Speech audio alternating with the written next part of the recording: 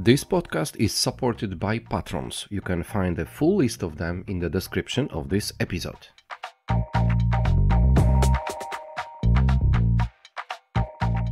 Hello, listeners of Good Morning BSS World podcast. This is Wiktor Doktór here, and today we have an episode which we are recording together with the representative of IT Ukraine Association.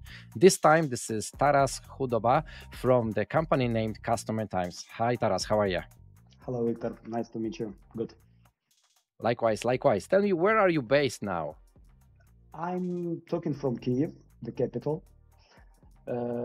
So I was born in Kyiv and I live here all my life. I had opportunities to relocate. I had a contract in California, but never wanted to live anywhere apart from Kyiv. This is when the heart beats very rapidly, let's say, in our country of where we were born. So probably this is one of the reasons where you want to stay. Sure.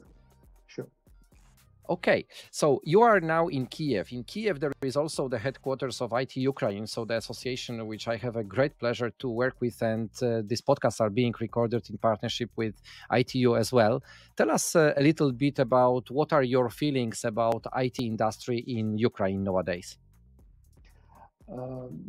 We can separate it into couple of topics. So let's say there are lots of efforts from our government and all the governmental bodies regarding IT further development, and it's a huge amount of efforts which is now being made in order to develop it further. That's why we are, regardless the war, regardless what's the crisis which is globally happening right now, there are lots of initiatives and things which are moving forward the digitalization of country and services. So this is one part, and out of some initiatives which are going further, it's DIA engine tool which is meant to innovate the work with the registers. And to digitalize all the registers which previously were in a paper or let's say analog form and shape. And also there is an initiative of and soon it should be launched, this e-residency, which will allow foreigners to open business quickly in Ukraine and be able to pay taxes online in Ukraine. So it's shortcut to get the quickest registration and legal framework then to work.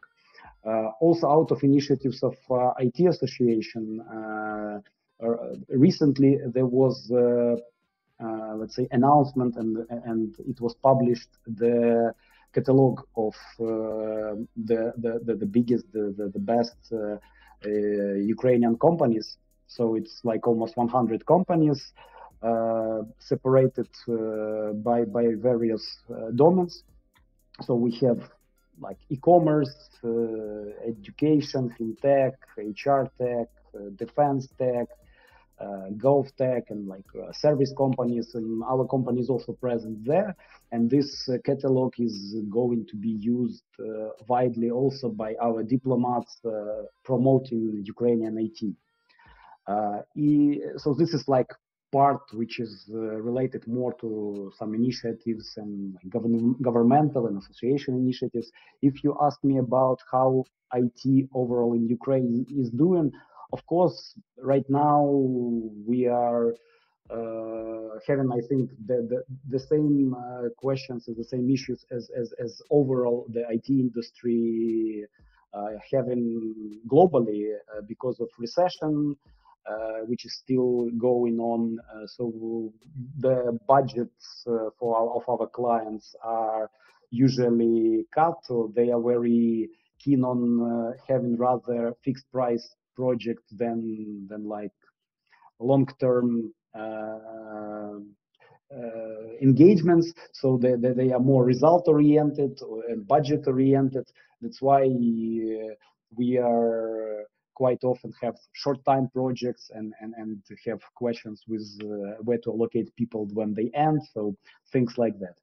Nevertheless, the last year, I think you had lots of conversation with Ukrainian IT managers, and I think they shared that last year IT was among the, or maybe even the only like sphere which grew last year. So, but this year, unfortunately, the best would be to stay flat, at least flat. Maybe some minimal growth, specifically for Ukraine. If we take Ukraine. But still, IT guys are most like active in terms of donating to all the military needs, or to volunteering. That's why like they are on the edge of also technology. So I returned just last weekend. I visited one of the biggest IT events in Ukraine, it's IT Arena, and I was surprised to see there are lots of foreigners. So lots of interest to Ukrainian defense tech, so lots of communications, and it reminded me old days before the war, because I also attended last year. After the start of war, it was very, let's say, tiny, with a short agenda, more related to volunteering. But this time it was already like it was before. So we had topics of AI, we had topics of some global cutting edge topics for global IT industries, and of course with a big focus to defense tech. So Ukrainian IT is moving forward, I could say. Yeah, the Lviv IT Arena is very famous event. I had the pleasure also to be there in 2015, so like 8 years ago, so long time ago. But I still remember the atmosphere, the way how people were sharing the knowledge, the know-how, and so on and so on. So Stepan Veselowski, who is leading the Lviv IT cluster, is doing a great job with this event over there. Okay, thank you very much, Taras, for this overview and your feelings about this, what is happening in general in the Ukrainian IT industry. Let's now focus on Customertimes. If you give us some, let's say, point of view, how it started. So when Customertimes started and where are you now? Customertimes is like relatively young company, but still with some history. So it was founded in 2007 in Ukraine as a company which mainly specialized in Salesforce tech stack. In fact, it was among the first pioneers in this direction in Ukraine. And since 2008, Customertimes has been an official partner of Salesforce. So that was main focus initially. Highlighting some like achievements, for instance, in 2020, we received Salesforce Partner Innovation Award for the collaboration with L'Oreal. At the same time, currently we have also some growing tech stacks data stream. We have Java, .NET, Flutter, Node.js, mobile, and others. So as of now, Customertimes is a global player. So we have more than 1,300 experts worldwide.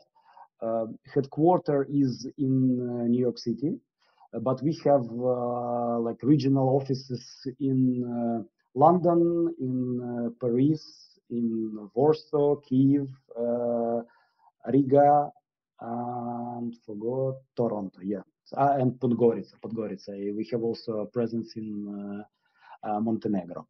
And right now we are also actively developing LATAM region. So we are also defining the main country to focus on, but we already do have their presence. If we talk about, let's say, some domain specific, we have also lots of them. So we have clients from life sciences, financial, so fintech, insurance, customer goods, manufacturing, and just custom software development. So right now, if we talk about Ukraine role in globally in the company, so right now it's almost 500 people. So it's almost half of the company still in Ukraine. I'm responsible for East European cluster, our delivery cluster. So here it includes also, apart from Ukraine, Latvia and Poland. So all together we have almost 600 people in my region. So this is definitely half of the company right now. So North America, Eastern and Western Europe, and now LATAM region, which is the newest part of your business, yes? Yeah. So yeah, the resource wise. So clients are in Europe, in States. So that's why we have sales guys in States, in Canada. In Canada, we have also like delivery guys. There's not many delivery guys in US, if I'm not mistaken, but we want to grow LATAM to work with like North American clients. And why LATAM? They have talent. They have growing markets. I saw even in Europe, guys from Brazil, from others, they moved to Spain. They have it shows that they are in demand even in Europe. So they have already quite a decent level there. I'm just wondering why people from Brazil move to Europe. Come on, if I were living in Brazil, probably I would love to stay over there. Yeah, as far as I know, so in this exact case, there is a program for all the Latin countries. They have some shortcut how to get to Spain. So they get some permits to live in Spain. All the guys from Latin countries. That's why they use it. And I saw lots of guys who use this short track. But Latam, I check, I see that lots of Ukrainian companies. So if you take a look at the biggest Ukrainian companies, almost I think all of them they have presence there. So it's usually Colombia, Mexico, Chile, Argentina, but Argentina not quite often right now because they are always having some economic things happening. But like Colombia, Mexico, Brazil. So I've heard that lots of Ukrainian companies go there. Yeah, I have some business friends in Colombia, and that's true that actually companies from Ukraine, but also from eastern part of Europe, from various countries, are now setting up the operation centers over there. The main reason actually is to be in the same or in a very close time zone to the US markets, where actually majority of their clients are located, and also this easiness to communicate in English or Spanish, where actually this part of the world is very often communicating in Spanish. And one comment about those people moving from Brazil to Spain, for example, or from other LATAM region countries. Yes, I heard about that because our social approach and our salaries in Europe are much higher than this what is in the LATAM region, and this is what some of the people some people decide to use and to move to our continent to live and work in here. Although if I have in mind what kind of climate they have in LATAM region, in the whole Caribbeans, probably I'd prefer to stay over there. Yeah, can understand. Okay. Taras, you mentioned already that your clients are from life science, finance, fintech, insurance, and customer goods and these kind of areas. And those customers, I understand, are usually based either in US or in the Western Europe. Any other part of the world? We also have clients from Ukraine. So we are having like internal clients, some big companies. Also part of our specialization is SAP, and like big Ukrainian companies, they quite often use SAP. So we have even now this direction is growing. So we have increased, I say, demand in SAP consultants, even which is good because which means that our Ukrainian companies, they still have money to invest into systems, and also that economics is growing. So as I know, the probably it was International Monetary Fund or some other like economic or financial institutions, they increased the forecast of growth of Ukrainian economy for this year. So which means that we are doing better from this perspective. SAP, this is very required actually environment. So I can imagine that if you have experts who can work on SAP environment, then you will have a lot of work with that, because lots of businesses are using this platform.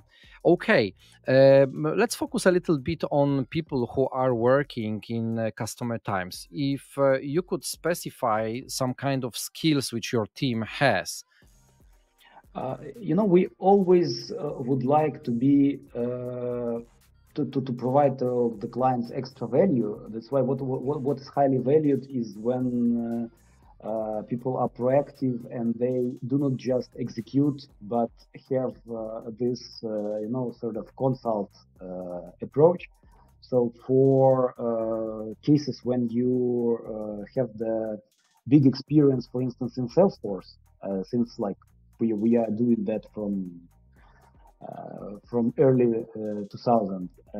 That's why we have the big experience, and quite often we come to the clients who don't have it, and that's why we very much appreciate when people have this attitude to consult the clients. And so when we can offer them the better solution, so even if they have already something in their mind, when we offer something more, and that is highly appreciated, and usually that is then the word of mouth that they brought us the great solution, and it brings more clients. So also we have our own products based on Salesforce, which quite often are also sort of a door opener.